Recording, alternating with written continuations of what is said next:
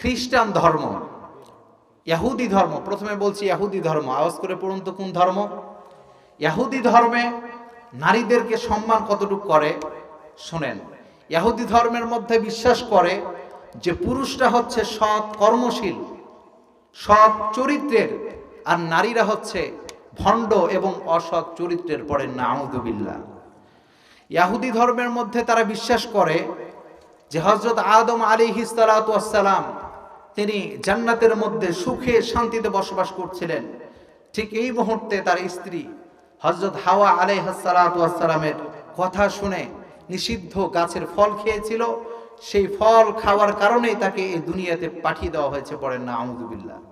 আল্লাহর কাছে কিন্তু আগে থেকেই তো এটা সেট হয়েছিল, ঠিক না বা ঠিক? তারা নারীদেরকে মনে করে যে তারা হচ্ছে শয়তানের একটা পার্ট। আওয়াজ করে বলুন তো, শয়তানের একটা পার্ট।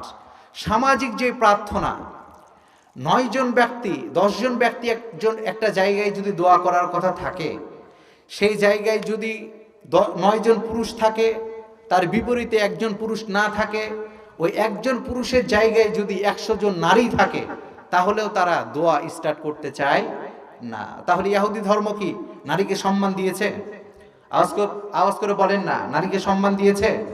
আসুন খ্রিস্টান ধর্মের মধ্যে, খ্রিস্টান ধর্ম তারা নারীদেরকে বলে যে নারী হচ্ছে দোজখের একটা রাস্তা। নাউযুবিল্লাহ। পড়েন হযরত ঈসা আলাইহিস সালাতু ওয়াস সালামকে শুলিতে চড়ানো হয়েছিল, এটা হচ্ছে তাদের বিশ্বাস, কিন্তু আল্লাহ তাআলা তাকে উঠিয়ে নিয়েছিলেন, ঠিক না বা ঠিক? তাহলে তারা মনে করে যে এই নারীর কারণে, নারীদের যে রক্তের মধ্যে যে পাপ সঞ্চালন হয়, এই পাপের কারণে হযরত ঈসা আলাইহিস সালাতু ওয়াস সালামকে শুলির মধ্যে চড়ানো হয়েছিল। এটা হচ্ছে তাদের একটা ভ্রান্ত ধারণা। তাহলে নারীকে খ্রিস্টান ধর্মের মধ্যে কি সম্মান করে? আওয়াজ করে বলেন না, করে? করে না। এরপরে আসুন বৌদ্ধ ধর্মের মধ্যে, যারা বৌদ্ধ ধর্ম পালন করে বাংলাদেশের চট্টগ্রামের সবচাইতে বেশি। আমি যে ইসলামিক ইউনিভার্সিটিতে লেখাপড়া করি তার পাশেই বৌদ্ধ ধর্মের অনেকগুলো ঘর আছে। তারা নারীদেরকে ততটা সম্মান দেয় না, তারা নারীদেরকে মনে করে অমঙ্গলের একটা প্রতীক। নাউযুবিল্লাহ। পড়েন। এরপরে আসুন আমাদের পার্শ্ববর্তী কান্ট্রি ভারতের কথা।